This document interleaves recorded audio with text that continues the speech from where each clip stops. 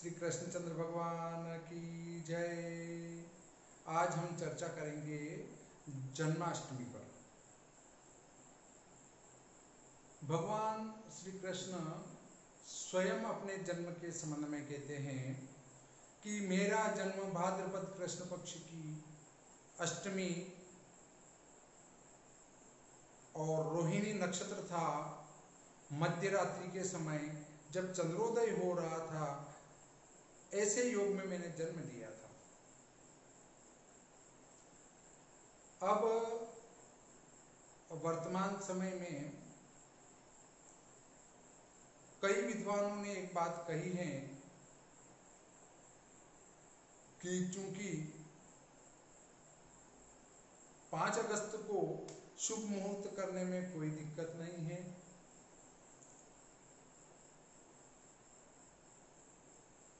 क्योंकि इस समय अमांत मान से श्रावण मास चल रहा है, तो अभी जन्माष्टमी कैसे हो सकती है जब भविष्य पुराण कह रहा है, श्रीमद् भागवत कह रहा है कि भगवान श्री कृष्ण का जन्म भाद्रपद कृष्ण पक्ष अष्टमी को हुआ था। तो अभी तो श्रावण कृष्ण पक्ष चल रहा है, जन्माष्टमी आ ही नहीं सकती है। अभी तो देशाचारी नाग पंचमी, अब हरियाली अमावस्या वो आएगी, यहाँ जन्माष्टमी कहाँ से आ जाएगी? जन्माष्टमी तो अभी से 1 महीने बाद आएगी। भाई भाद्रपद, अमांत भाद्रपद वहाँ आएगा। आप भाद्रपद इसको श्रावण मान रहे हो, श्रावण कृष्ण पक्ष, तो वो भाद्रपद कृष्ण तो वहाँ आगे आएगा। तो अभी जन्माष्टमी कैसे हो सकती है? मैं श्री भादव माता पंचांग करता ज्योतिषाचार्य पंडित भागीरथ जोशी, विश्व सायन लग्न सारिणी, विश्व दिनमान सारिणी, विश्वोपका नयनम, भविष्य फलमार्तन आदि का लेखक। जन्म पत्रिका निर्माण के लिए सबसे उत्कृष्ट पुस्तक विश्व दिनमान सारिणी और विश्व सायन लग्न सारिणी है। अब चर्चा करते हैं, जब मैं किसी का विरोधी नहीं हूं, आप ये ना सोचे कि मैं किसी का विरोधी हूं। जब अभी मुहूर्त के समय हम कह रहे थे कि अभी तो अमांत मान से श्रावण महीना चल रहा है, इसमें मुहूर्त हो सकता है, श्रावण महीना है। और अब जब कृष्ण भगवान के जन्म का विचार आया तो भाद्रपद महीना आ गया। अब आप कहेंगे नहीं, ये तो श्रावणी है, उनका जन्म श्रावण में हुआ था। नहीं हुआ था। भविष्य पुराण और श्रीमद् भागवत पुराण स्पष्ट रूप से कहते हैं कि भगवान श्री कृष्ण का जन्म अष्टमी तिथि भाद्रपद कृष्ण पक्ष की, भाद्रपद कृष्ण पक्ष की अष्टमी तिथि और रोहिणी नक्षत्र जब था और चंद्रोदय हो रहा था, उस समय उनका जन्म हुआ था। तो अब जो अभी तर्क दे रहे थे उनके लिए 1 महीने बाद जन्माष्टमी है, और जो वास्तव में निर्णय चाहते हैं उनकी जन्माष्टमी का निर्णय मैं अभी बताता हूं कैसे किया जाएगा।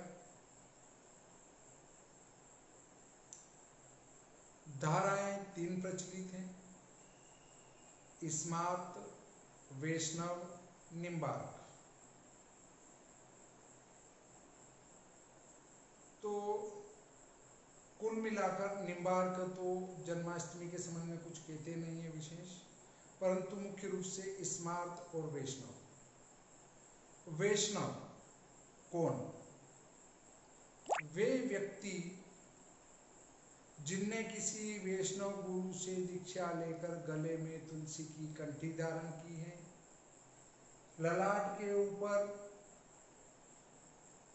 भगवान विष्णु का पद चिन्ह बनाते हैं,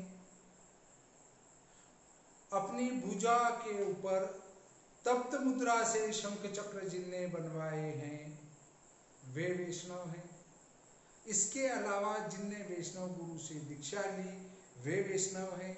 जिनके गले में तुलसी की कंठी धारण की गई है और वैष्णव गुरु से दीक्षा लेकर धारण की है, वे वैष्णव हैं। पंचदेवोपासक अर्थात 5 देवताओं की उपासना करने वाले,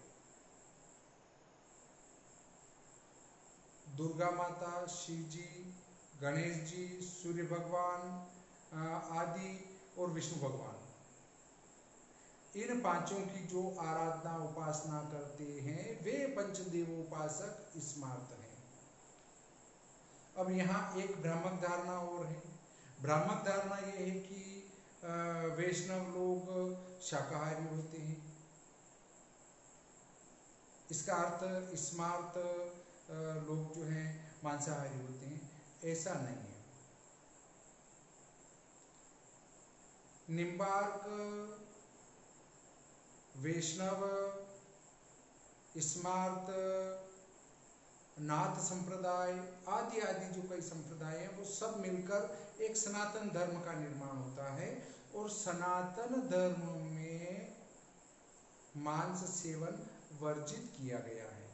उसी सनातन धर्म का नाम हिंदू धर्म है।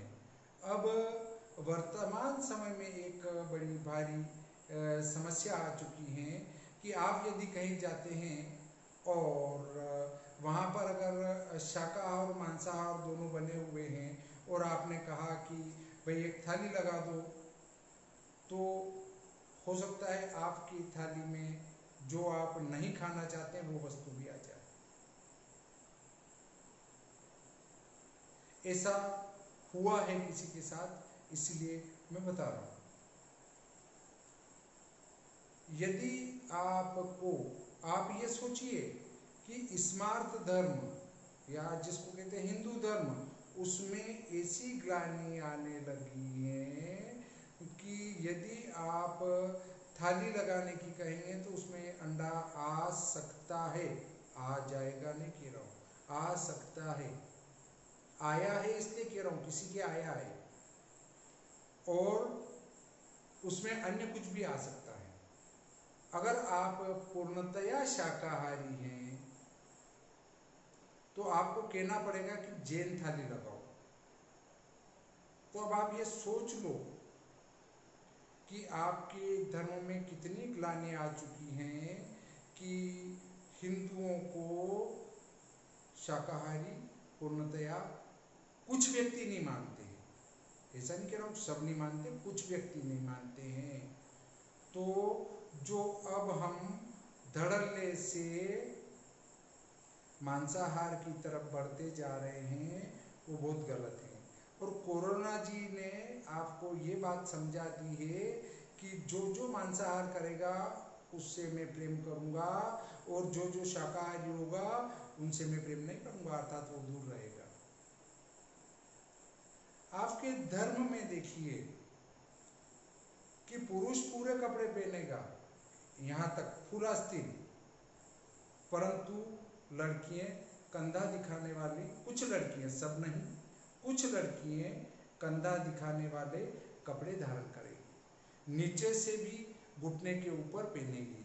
तो ये हमारी संस्कृति में ग्लानि आती जा रही है। आपको इस संबंध में इस्लाम धर्म से शिक्षा लेना चाहिए कि 90 से 95% इस्लाम धर्म को मानने वाली लड़कियां कभी भी ऐसे कपड़े धारण नहीं करती या उनका धर्म इसकी अनुमति नहीं देता है। तो कुछ शिक्षा अगर दूसरे से मिलती हो तो वो भी ले लेना चाहिए। भाई आपको कंधा क्यों दिखाना है? आस्तीन फुल रखी और यहाँ पे कट लगवा लिया। तो देखिए ये अपन विषय से भटक चुके हैं, अपन पुनः विषय पर आते हैं, परंतु मेरा ये कहना है कि इतने कपड़े तो कम से कम पहने, और घुटने से नीचे तक, एड़ी के वहाँ तक के कपड़े पहने तो अच्छी बात लगती है। अब चलते हैं हम जन्माष्टमी निर्णय पर। हम कुल मिलाकर ये बात कर रहे हैं कि भाद्रपद कृष्ण पक्ष रक्षाबंधन के दूसरे दिन से ही प्रारंभ हो जाता है, और हम इसी को भाद्रपद कृष्ण पक्ष मानते हैं।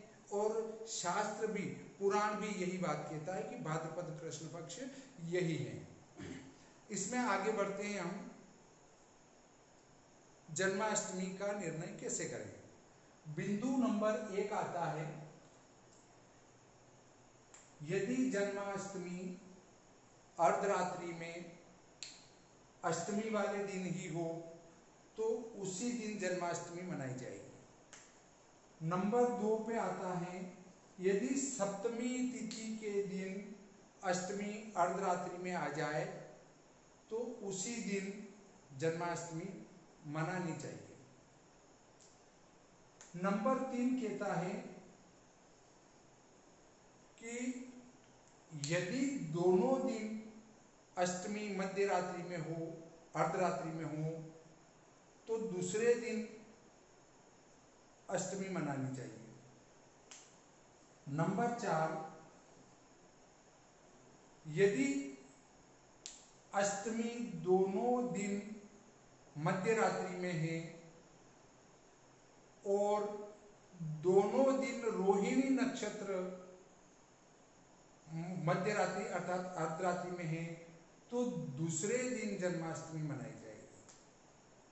अब 5वां बिंदु कहता है कि यदि दोनों दिन अष्टमी मध्य रात्रि में है और पहले दिन यदि रोहिणी मध्य रात्रि में है, अर्धरात्रि में, तो पहले दिन जन्माष्टमी मनाई जाएगी। अगर 6ठा बिंदु कहता है कि दोनों दिन अष्टमी मध्य रात्रि में है और दूसरे दिन ही रोहिणी नक्षत्र मध्य रात्रि में है, तो दूसरे दिन जन्माष्टमी मनाई जाएगी। 7वां बिंदु कहता है कि यदि दोनों दिन अष्टमी अर्धरात्रि में नहीं है तो ऐसी स्थिति में जन्माष्टमी दूसरे दिन मनाई जाएगी। उदय में जो अष्टमी है उसी दिन, दूसरे दिन का अर्थ उदय काल में अष्टमी, पहले दिन का अर्थ सप्तमी वाले दिन जन्माष्टमी। अब ये बात क्लियर हो गई। अब चलते हम संवत 2077 भाद्रपद कृष्ण पक्ष सप्तमी मंगलवार सुबह 9:08 के लगभग समाप्त हो रही है। किसी के 10 मिनट होगा, किसी के 9 बजे हो सकता है, किसी के 10 बजे हो सकता है, पर कुल मिलाकर दिन में ही सप्तमी उतर रही है। और भरणी नक्षत्र रहेगा दिन भर और रात को 12:57 तक रहेगा। और दूसरे दिन जो अष्टमी है वो दिन में 11:17 तक ही रहेगी, 11:17 तक। अतः पहले दिन मध्य रात्रि में अष्टमी है, अर्धरात्रि में अष्टमी है, इससे पहले दिन ही श्री कृष्ण जन्माष्टमी मनाई जाएगी। अर्थात श्री कृष्ण जन्माष्टमी 11 अगस्त 2020 को मनाई जाएगी। परंतु अब आपका ये मथुरा में कब मनाई जाएगी, तो मथुरा में तो वैष्णव संप्रदाय की मनाई जाती है और वो उदय वाली मनाते हैं। चाहे उदय में एक पल भी हो तो वो वाली अष्टमी ही मनाएंगे, चाहे पहले दिन पूरा अष्टमी क्यों न हो, वे उदय काल वाली अष्टमी ही दूसरे दिन वाली मनाते हैं। इससे मथुरा जी की अगर बात करें तो वहाँ पर वो 12 अगस्त 2020 को जन्माष्टमी मनाएंगे, जो कि स्मार्त मत से अनुकूल नहीं है। और जब भगवान खुद कह रहे हैं मेरा जन्म निश्चित काल में अर्धरात्रि में जब रोहिणी नक्षत्र और अष्टमी तिथि थी तब मेरा जन्म हुआ था, तो किसी भी पर्व का निर्धारक मापक है कर्मकाल। अर्थात जब वो घटना घटित हुई उस समय वो तिथि मिलेगी तो ही उस दिन वो पर्व या त्योहार व्रत किया जाएगा। अब एक बात और मैं बता देता हूँ कि बहुत सारे कहते हैं रोहिणी नक्षत्र किस दिन मिल रहा है। अरे यार, रोहिणी कोई उस जन्मदिन को का निर्णायक थोड़ी है। रोहिणी अगर अष्टमी के साथ मिल जाता है तो वो जयंती तिथि हो जाती है, विशेष योग वाली तिथि हो जाती है, जिसको कहते हैं जयंती तिथि। परंतु रोहिणी कभी भी व्रत का निर्धारक नहीं है।